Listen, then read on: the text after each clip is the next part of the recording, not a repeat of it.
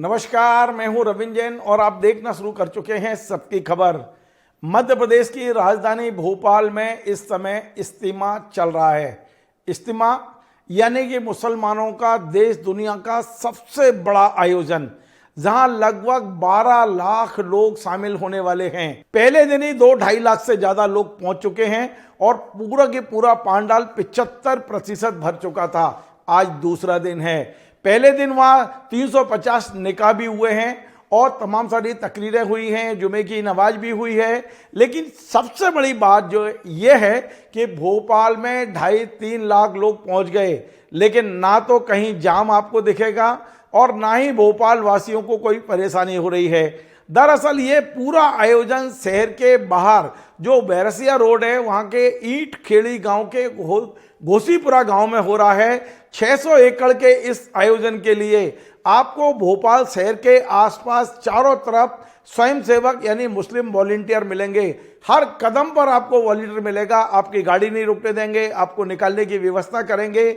जिस तरह का ये आयोजन है वो निश्चित तौर पे एक केस स्टडी है, ये मैं पहले भी बोल चुका हूं। लेकिन आज मैं आपको इस इज्तिमा की कई चीज और नई लेकर आपके सामने आया हूं। कल इज्तिमा शुरू हुआ था और कल ही 350 निकाह हुए।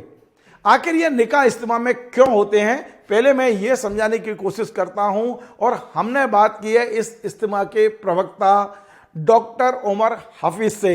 आप सुनिए कि ये निकाह यहाँ क्यों कराए जाते हैं और इसका उद्देश्य क्या है। देखिए, निकाह तकरीबन 350 यहाँ पर हुए हैं। यहाँ पर निकाह कराने का एक ही मकसद होता है कि एक मैसेज देना सोसाइटी में कि शादियाँ जो हैं वो बिल्कुल सिंपल होनी चाहिए। यानी कि शादियों के अंदर ख़ास तौर से जो वधू पक्ष है उसका किसी भी प्रकार का कोई ख़र्चा नहीं होना चाहिए और शादियाँ बिल्कुल हमें सिंपल करने का एक मैसेज यहाँ पर दिया जाता है कि जितना सिंपल से सिंपल इस चीज़ को किया जा सके, ताकि किसी भी बाप के ऊपर अपनी बेटी को ये शादी करने का लोड नहीं पड़े किसी भी प्रकार से, और एक शादी बहुत सिंपल सा अफेयर रहे। तो आपने डॉक्टर हफीज को सुना, उन्होंने बताया कि पहले दिन ही निकाह क्यों कराए गए, गरीब माँ बाप दहेज से मुक्ति मिले, और उस उद्देश्य से शुरुआत ही इस आयोजन से हुई कि गरीब बच्चियों का निकाह कराया जाए और बगैर दहेज के, बगैर किसी लेन देन के निकाह कराया जाए। इससे हम हिंदुओं में एक कहते हैं कि आदर्श विवाह की एक पद्धति मुसलमान में है, जिसे हम सामूहिक निकाह के रूप में जानते हैं। अब मैं आपको बताता हूं कि इस आयोजन में 600 एकड़ में ये पूरा आयोजन हो रहा है, जिसमें 100 एकड़ में 5 लाख लोग बैठकर ये जो प्रवचन है, जिसको हम हिंदी में प्रवचन कहते हैं, मुस्लिम उसको तकरीर कहते हैं, वो जो धार्मिक तकरीरें हैं वो वहाँ चल रही हैं, लगातार तकरीरें दी जा रही हैं। वहाँ 5 लाख लोगों के बैठने की व्यवस्था है। डॉक्टर उमर हाफिज का कहना है कि पहले दिन ही हमारा जो पांडाल है वो 75% भर चुका है। अब मैं आपको बताऊं, इतना बड़ा अनुशासन इस आयोजन का, लाखों लोगों की उपस्थिति के बाद भी आपको एक भी कार्यकर्ता अपने मोबाइल से शूटिंग करता हुआ दिखाई नहीं देगा।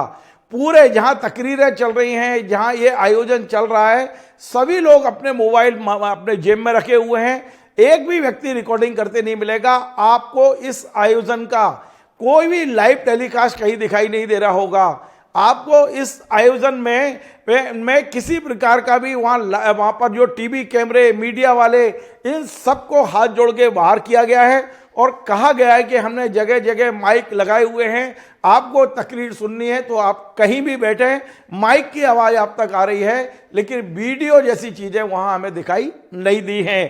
पूरी तरह से वीडियो को बैन किया गया है।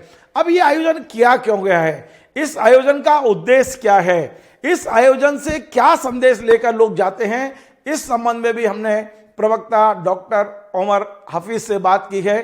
सुनिए उन्होंने क्या कहा, इस आयोजन के पीछे का उद्देश्य, इस आयोजन से जो एक सीख लेके जाते हैं, जो संदेश लेके जाते हैं और उस संदेश से समाज को बदलने की कोशिश करते हैं, वो संदेश क्या है। सुनिए हफीज जी ने क्या कहा। देखिए, यहाँ पर जो बातें होती हैं, दीन से मुताल्लिक़ जो बातें होती हैं, उन सब का मकसद एक ये होता है कि हम सोसाइटी में, समाज में अच्छे तरीके से दूसरे को फ़ायदा पहुंचाते हुए, किसी को नुकसान नहीं पहुंचाते हुए कैसे हमको रहना चाहिए, और अपने जो भी हमारे शोबे हैं, जो भी सेक्टर्स हैं जिनमें हम काम करते हैं, उनके अंदर अपना 100% देते हुए ईमानदारी के साथ अपने कार्य को हमें अंजाम देना है। तो चाहे हम डॉक्टर हैं, हम इंजीनियर हैं, हम एडवोकेट हैं, हम जर्नलिस्ट हैं, या व्हाट्सोएवर जो भी हमारा प्रोफेशन है, उस प्रोफेशन की तरफ हमको कैसे वफ़ादार रहना है, और उस प्रोफेशन को हमें कैसे अपना ज़िंदगी उस प्रोफेशन के साथ गुजारनी है। यहाँ तक कि इस तरीके की बात भी होती है कि जैसे हम अगर हमारा कहीं ऑफिस टाइम 10 to 5 है, तो हमें वहाँ पर 9:45 पहुँचकर और 5:15 निकलना चाहिए, कि हर चीज़ में हमें झुकता तोलना चाहिए। इस तरीके की बातें होती हैं कि कभी भी किसी के साथ कोई धोखा, कोई फ़रेब कुछ नहीं करना है। How can we be a better person in the society, एक इसका मैसेज लेकर जाते हैं। यहाँ पर इज्तिमा में हम हर साल एक इन्वायरमेंटल इम्पैक्ट का एक कोई ना कोई मैसेज यहाँ पे जनरेट करते हैं, कि जैसे इस बार सिंगल यूज़ प्लास्टिक है, उसको बैन करा हुआ है। तो यहाँ से एक इंसान ये मैसेज लेकर जाता है कि प्रकृति के तरफ हमारा क्या योगदान बनता है, और हमें प्रकृति को किस तरीके से रिवाइव करना है, और कैसे एनवायरनमेंट को हमारे उस तरफ से कोई नुकसान ना पहुँचे। ये भी एक हमारा मैसेज है। ये सारी चीज़ें जो हैं यहाँ से इंसान अपने साथ लेकर जाता है। तो आपने देखा, उनका कहना है कि एक अच्छा इंसान बनने का संदेश, इस पूरे आयोजन का एकमात्र संदेश कि आप अच्छे इंसान बने, लोगों की मदद करें। यदि आप कहीं नौकरी कर रहे हैं और यदि आपको 8 घंटे की नौकरी है, तो 5 मिनट पहले पहुंचें और 5 मिनट बाद निकलें, क्योंकि आपको वो वेतन देता है तो आपको उसको पूरा देना है। इस तरह के कई संदेश आज डॉक्टर उमर के जरिए हमको मिले हैं। अब मैं आपको बता दूं कि पूरे पांडाल स्थल पर जगह जगह वॉलंटियर लगे हुए हैं। पूरा मैंने बताया करीब 50 के आसपास पार्किंग बनाई गई हैं।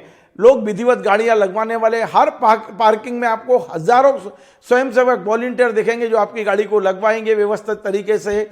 कम से कम आप ये मान चलिए 2 लाख टू व्हीलर व्हीकल लगाने के लिए, 2 पहिया वाहन लगाने के लिए 2 लाख वाहन लग सकें, इतनी बड़ी पार्किंग है। करीब 45,000 कारें लग सकें, इतनी बड़ी पार्किंग वहाँ भी है। हर जगह आपको कार्यकर्ता मिलेंगे। मैं आपको कुछ वीडियो दिखाता हूँ किस तरह से लोग वहाँ आ रहे हैं और किस तरह से कार्यकर्ता पूरे रोड को क्लियर रखे हुए हैं, कहीं जाम नहीं लगने दे रहे हैं। बिल्कुल एक एक करके लोगों को निकाल रहे हैं व्यवस्थित तरीके से। ये व्यवस्था पुलिस के साथ साथ जिला प्रशासन के, ऐसा नहीं है कि पुलिस वहाँ नहीं है, पुलिस की मदद कर रहे हैं कार्यकर्ता। ये एक बहुत बड़ी बात है। और रात दिन लग के हर कार्यकर्ता के पास में एक आइडेंटिटी कार्ड उनके गले में लगा हुआ है। वो आइडेंटिटी कार्ड में उसकी ड्यूटी कहाँ लगी हुई है, उसका नाम क्या है, मोबाइल नंबर क्या है, हर चीज का उल्लेख बड़ा विधिवत और बड़ा एक व्यवस्थित तरीके से किया गया है। ये वीडियो मैं आपको कुछ दिखाता हूँ।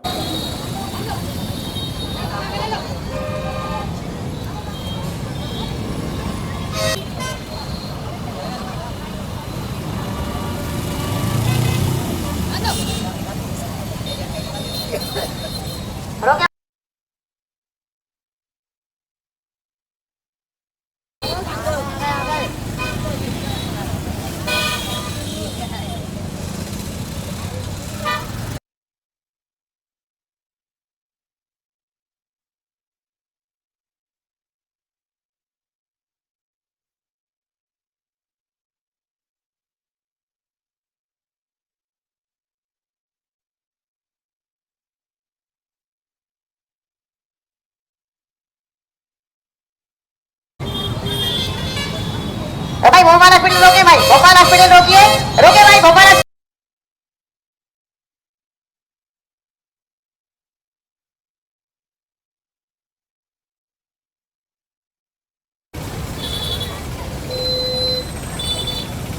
तो आपने ये वीडियो देखे, ये इज्तिमा के वीडियो है। कल हमने अपने ड्रोन से इस इज्तिमा स्थल के कुछ ऐसे फुटेज बनाए हैं जो दूर से आपको देख के लगेगा कि किस तरह का। यद्यपि ये बात सही है कि हम दिन में नहीं बना पाए, शाम को जब अंधेरा हुआ उसके बाद में जब लाइटें जल गई उसके बाद हमने पूरा इज्तिमा स्थल पर अपना ड्रोन को घुमाया था। ड्रोन के जो शॉट हमारे पास हैं वो हम आपको दिखाते हैं, किस तरह से पूरा एक नगर बसा हुआ है। बहुत लंबे क्षेत्र में पूरा नगर, फूड जोन बने हुए हैं, पार्किंग बनी हुई है, लोगों के ठहरने की व्यवस्था है। 2 लाख लोग रात्रि विश्राम यहाँ कर सकते हैं, ये व्यवस्था है। केवल 80 एकड़ में वुजू खाना बनाया हुआ है। तो ये तमाम व्यवस्थाएं वहाँ, ऐसा लगता है कि एक नया 4 दिन के लिए एक पूरा नगर बसा हुआ है और अब आने वाले 2 दिन इसके लिए इसलिए चुनौती भरे होंगे कि इन 2 दिनों में बहुत बड़ी तादाद में लोग आ सकते हैं। कल रविवार है, छुट्टी का दिन है, तो यह तकरीर सुनने के लिए लोग आएंगे। ऐसी उम्मीद है कि कल में 4 से 5 लाख लोग से ज़्यादा रह सकते हैं इस स्थान पर। ऐसी उसी की व्यवस्था वहाँ की जा रही है, इसी हिसाब को ध्यान में रख के व्यवस्था की जा रही है। परसों सोमवार है, परसों जो है सामूहिक नमाज होनी है वहाँ पर, सामूहिक दुआएं होनी है वहाँ पर, तो उसको लेके भी करीब 5 से 7 लाख लोगों की उम्मीद की जा रही है। पूरे आसपास के नगर से, आसपास के पूरे मध्य प्रदेश के लोग वहाँ पहुँच रहे हैं।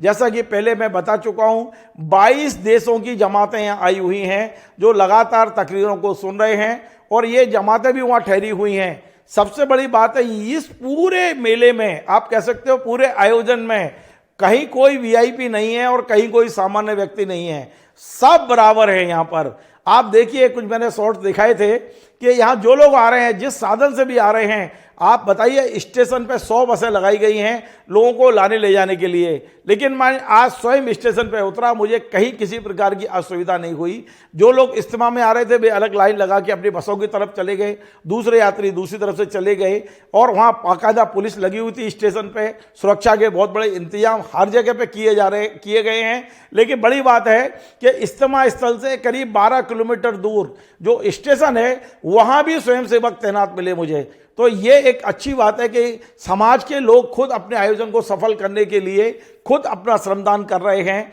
एक बहुत अच्छी केस स्टडी, में बार बार केस स्टडी इसलिए बोल रहा हूं कि हमें देश में जो बड़े आयोजन होते हैं जहां भीड़ होती है उसे कैसे कंट्रोल करना चाहिए, ये तमाम सारी चीज़ों को सीखने का एक मौका है और इससे एक संदेश जाता है कि कितनी भी भीड़ आ जाए, यदि व्यवस्था सही है तो उसे कंट्रोल किया जा सकता है। मैं आपको सबसे पहले दिखाता हूं वो फुटेज जो हमने ड्रोन से लिए हैं।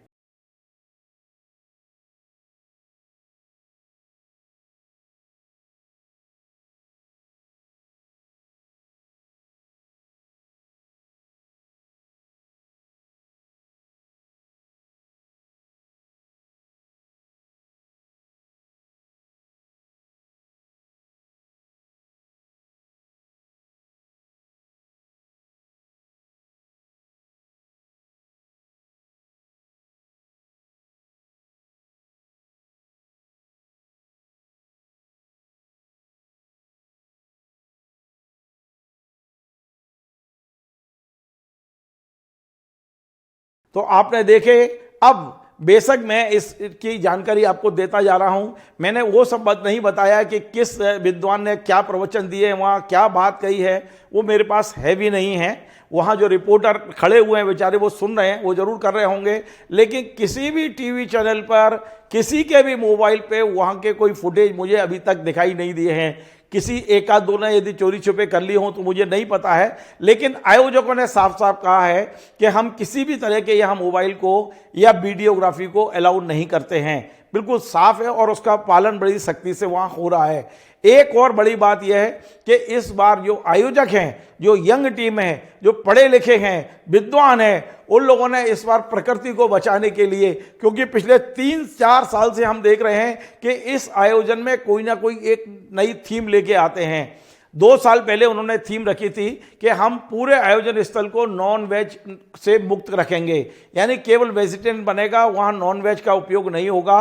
और आप विश्वास करेंगे, पूरे आयोजन स्थल पर 3 दिन का आयोजन था 2 साल पहले, एक भी ऐसा उदाहरण नहीं था कि किसी ने नॉनवेज का प्रयोग वहाँ किया हो, पूरी तरह से वेजिटेरियन था। अगले साल यानी कि पिछले साल, जो पिछला साल निकल गया 2023 के आयोजन को, उन्होंने कहा था कि हम डस्ट फ्री करेंगे। तो इस तरह की व्यवस्थाएं की गई कि पानी डाला गया जहाँ भी धूल मिट्टी थी और पूरे आयोजन में जरा सी भी डस्ट दिखाई नहीं देती थी, वो डस्ट फ्री किया था। और इस वर्ष जो आयोजन की उनकी थीम है, बहुत अच्छी थीम है। उन्हें इस बार प्लास्टिक, बिल्कुल प्लास्टिक विहीन किया है। पूरे आयोजन स्थल पे आपको प्लास्टिक का एक छोटा सा टुकड़ा भी दिखाई नहीं देगा। ये एक थीम है जिसे लोग स्वीकार कर रहे हैं और उसका पालन कर रहे हैं। हाँ, ये जरूर है कि आपके पीने की पानी की जो बोतल है वो प्लास्टिक की आप रख सकते हैं, लेकिन जैसे ही वहाँ आप पटकेंगे, कुछ सेकंड में ही वो बोतल को कलेक्ट की जाएगी और उसको जहाँ डालना है कचरा घर में वहाँ डाला जाएगा। इस तरह का व्यवस्था वहाँ की गई है।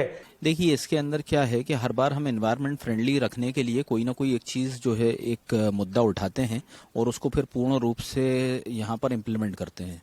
तो जैसे पिछले बार हमने डस्ट फ्री करा था, उससे पहले ग्रीन करा था, इस बार हमने सिंगल यूज़ प्लास्टिक जो है उसको 100% बैन कर दिया है। यहाँ पर सिर्फ प्लास्टिक बॉटल्स जो वाटर बॉटल्स हैं वो यूज़ होंगी, वो मजबूरी है कि उसके बिना काम नहीं चल सकता, लेकिन उनका बहुत ही ज़्यादा रैपिड डिस्पोजल है और सेग्रीगेशन के साथ वेस्ट का कलेक्शन है हमारे पास, यानी कि गीला कचरा अलग और सूखा कचरा अलग कलेक्ट होता है।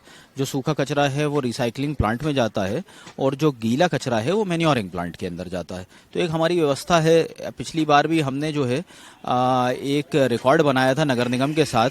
हमने दिन भर के अंदर पूरा इज्तिमा, जब हमारा सुबह ख़त्म हुआ तो शाम तक हम पूरा का पूरा इज्तिमा स्थल को साफ कर चुके थे। नगर निगम के फायर फाइटर लगे हुए हैं, नगर निगम के सफाई कर्मचारी लगे हुए हैं, पुलिस प्रशासन लगा है, जिला प्रशासन लगा है, लेकिन इनके साथ में समाज के लोग भी लगे हैं और सब मिलकर किस अच्छे माहौल में इस आयोजन को पूरा कर रहे हैं।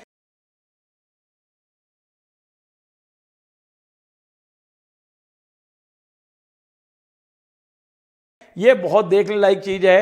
आप चाहें, यदि आपकी इच्छा हो तो आप उस कार्यक्रम तक जा सकते हैं, देख सकते हैं। कहीं कोई ऐसा नहीं है कि आप हिंदू हैं तो मुसलमानों के कार्यक्रम में नहीं जा सकते हैं। वहाँ उन्होंने अलाउ किया हुआ है। यदि आप भी तकरीर सुनना चाहें बैठ के कहीं भी, तो आप भी सुन सकते हैं। इस बात की अनुमति आयोजन, क्योंकि मेरी अभी कुछ देर पहले आयोजकों से बात हुई, उन्होंने स्वयं मुझे आमंत्रित किया। उन्होंने कहा जैन साहब आप आइए, वो ये जरूर है कि आप अपना कोई कैमरा वैमरा लेके मत आइए, कैमरे हमने अलाउ नहीं किए हैं, लेकिन यदि आप तकरीर सुनना चाहते हैं, यहाँ क्या प्रवचन चल रहे हैं, क्या संदेश दिया जा रहा है, उसे आप भी सुन सकते हैं। और सुनने के बाद आप भी चाहें तो अपने इसको कवरेज कर सकते हैं। इसकी मनाही नहीं है मीडिया की, लेकिन जिस तरह मीडिया टूटता था, मंच के सामने कैमरों की लाइन लग जाती थी, उस तरह की कोई भी चीज़ वहाँ दिखाई नहीं दे रही है। उनका पूरा फोकस इस बात पर है कि जो संदेश देना है वो संदेश प्रॉपर पहुँच जाए, इस पर पूरा फोकस किया गया है। यद्यपि अभी कुछ देर पहले डॉक्टर उमर हफीज जी ने मुझे बताया कि एक यूट्यूब चैनल बनाया गया है इस आयोजन के लिए, जिसका नाम रखा है लंदन टू निजामुद्दीन। इस चैनल पर कुछ देर बाद या कुछ दिन बाद ये सारे वीडियो जो तकरीर है वो वीडियो डाले जाएंगे। जो भी इन्हें सुनना चाहे उनमें सुन सकता है, लेकिन लाइव टेलीकास्ट किसी भी चैनल पे नहीं है। YouTube channel London to Nizamuddin, ये मुझे उन्होंने बताया है। यद्यपि मैंने देखा था, अभी एक भी ऑडियो वीडियो वहाँ मुझे दिखाई नहीं दिए हैं। इस चैनल पे वीडियो से ज़्यादा ऑडियो डले हुए हैं और धार्मिक ऑडियो डले हुए हैं। इसी पर वो डालने की बात कर रहे हैं। जब भी डालेंगे तो आप भी उनको देख सकते हैं। आपको हमारा आज का ये कार्यक्रम पसंद आए तो आप इसे शेयर करें, लाइक करें, कमेंट करें, और आपसे बार बार निवेदन है हमारे इस चैनल को सब्सक्राइब अवश्य करें। धन्यवाद।